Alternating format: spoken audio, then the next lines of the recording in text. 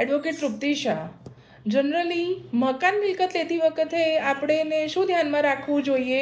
ખરીદી અને વેચાણ વખતે ધ્યાનમાં રાખવાના મુદ્દા અને કયા દસ્તાવેજો રજૂ કરવા, તપાસવા અને ફાઇનલ કરવાની ઓથોરિટી કોણે છે એ જોઈશું.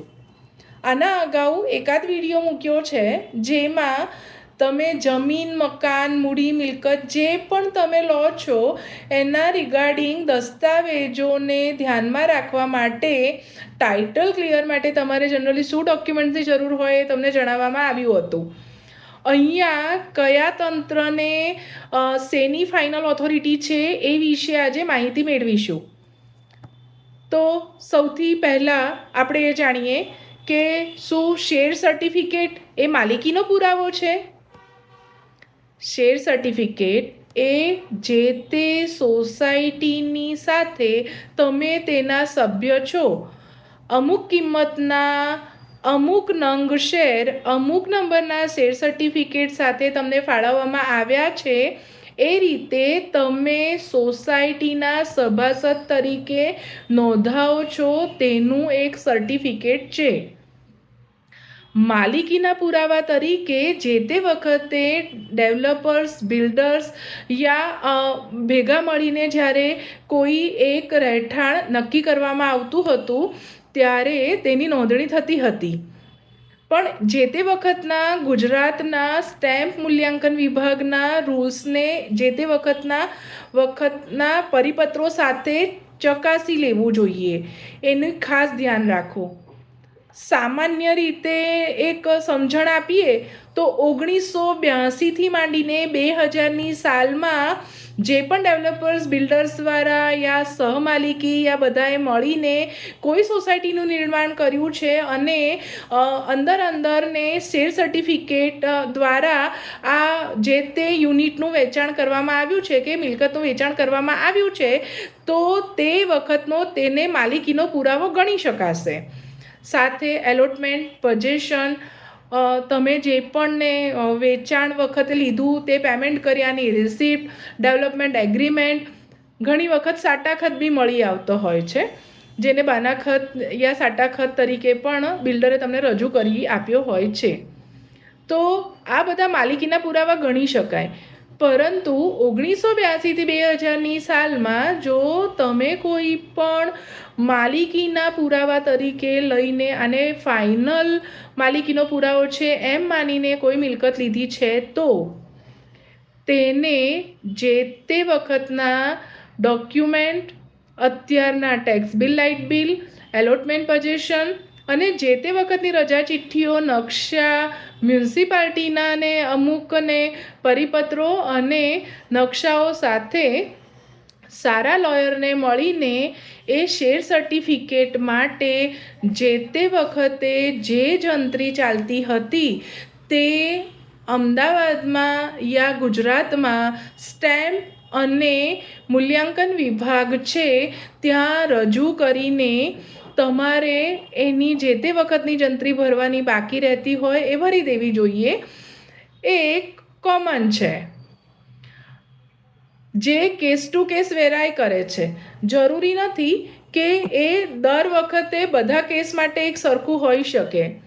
તમે જ્યારે સ્ટેમ્પ અને મૂલ્યાંકનના વહીવટી વિભાગમાં રજૂ કરો છો ત્યારે તમારી સોસાયટી એને એનઓસી છે કે નહીં, મંજૂર કરેલા પ્લાન છે કે નહીં વગેરે ઘણી બધી બાબતોનું ધ્યાન સ્ટેમ્પ અને મૂલ્યાંકન વિભાગ અને અન્ય પણ સાચવતા હોય છે.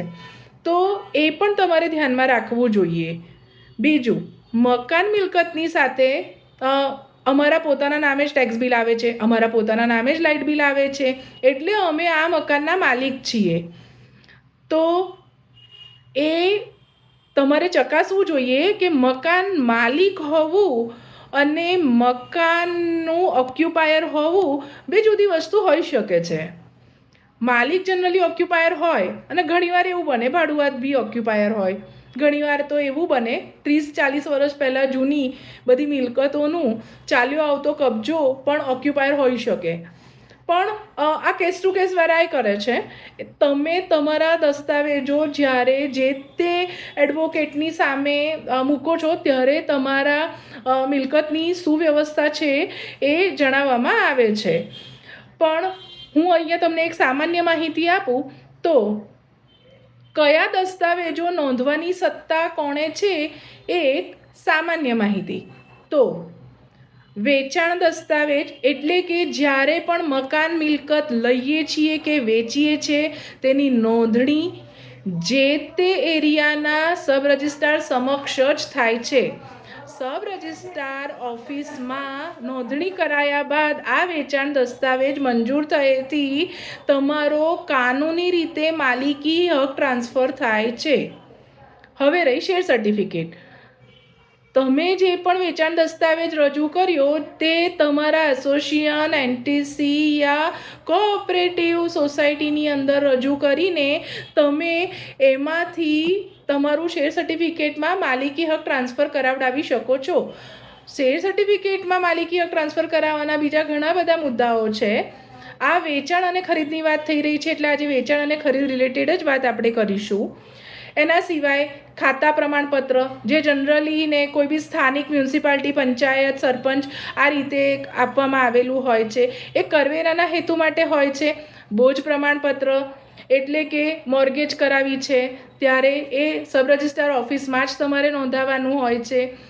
મકાનની યોજના જે બીને શરૂ થઈ એની મંજૂરી તો એ સ્થાનિક વિકાસ સત્તામંડળ જેમ કે સુરત સત્તામંડળ હોય તો સુડા છે, અમદાવાદ સત્તામંડળ છે તો ઓરડા છે, ગાંધીનગર સત્તામંડળ છે તો ગુડા છે. એવા સ્થાનિક સત્તામંડળ દ્વારા એ વિકાસ સત્તામંડળ દ્વારા મંજૂરી લઈને પ્લાન પાસ કરવામાં આવેલો હોય છે.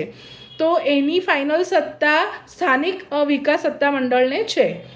પૂર્ણતાનું પ્રમાણપત્ર જ્યારે ને કોઈ પણ મકાનને મંજૂર થયેલા પ્લાન પ્રમાણે પૂરું થાય છે પછી ત્યાંનું સ્થાનિક સત્તામંડળ અને મ્યુનિસિપલ ઓથોરિટી દ્વારા તેનું મૂલ્યાંકન કરીને પૂર્ણતાનું પ્રમાણપત્ર જનરલી અત્યારે વ્યૂ પરમિશન કહી શકાય છે એ આપવામાં આવે છે.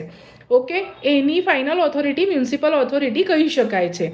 પછી ઓક્યુપન્સી સર્ટિફિકેટ એ બીયુ પરમિશનની સાથે જોડાયેલું એક ઓક્યુપન્સી સર્ટિફિકેટ છે કે જોઈતી બધી જ ને જે પણ તમારી લાયબિલિટીઝ છે એ પૂરી કરવાની સાથે જોઈતી બધી સગવડો સાથે તમારી મિલકત અને મકાનનું બાંધકામ પૂર્ણ થયું છે કે જે ઓક્યુપાય કરવા માટે હવે રેડી છે તેની પણ ફાઇનલ સર્ટિફિકેટ આપવાની ઓથોરિટી જનરલી મ્યુનિસિપલ ઓથોરિટીને છે. એ જે તે જેમ કે સુરત હોય, ગાંધીનગર હોય, મહેસાણા હોય, અમદાવાદ હોય, ગમે તે હોઈ શકે છે. સત્તાવાળાઓ તરફથી એનઓસી આપવામાં આવે છે કે તમે અહીંયા મકાન બાંધી શકો છો, કેટલા માળનું બાંધી શકો છો, કયા પ્લાન હેઠળ બાંધી શકો છો. તો એના ઘણા બધા સંબંધિત વિભાગો છે. એ વિભાગોમાં જે તે વખતે સ્કીમ ડેવલપમેન્ટ કરતી વખતે એના જુદા જુદા પ્લાન, એની મંજૂરીઓ, એના જે તે વખતના ને રૂલ્સ એ બધું ધ્યાનમાં રાખીને લેવાનું હોય છે. એ જનરલી ડેવલપર્સ યા બિલ્ડર્સ દ્વારા કરવામાં આવતું છે. અને માસ્ટર ફાઇલના પણ મેં તમને આજે જે માહિતી આપી એ તમારા મકાનના માસ્ટર ફાઇલની પણ માહિતી કહી શકાય. પ્લાન પાસ થયેલા પ્લાન એમાં જનરલી એક તો તમારો યુનિટનો પ્લાન, તમારો કોઈ આખો ફ્લેટ હોય તો એ ફ્લેટનો એક આખો બ્લોક પ્લાન અને એક આખો સોસાયટીનો પ્લાન હોઈ શકે છે. આની સાથે તમારે જ્યારે પણ ખરીદી કરો છો ત્યારે ખરીદી કરતી વખતે તમારે આ બધા દસ્તાવેજોની સાથે જમીનની જે તે વખતની હિસ્ટ્રી હતી, પ્રમોલ્ગેશનથી માંડીને અત્યાર સુધીની બધી હિસ્ટ્રી તમારે જાણી લેવી જોઈએ.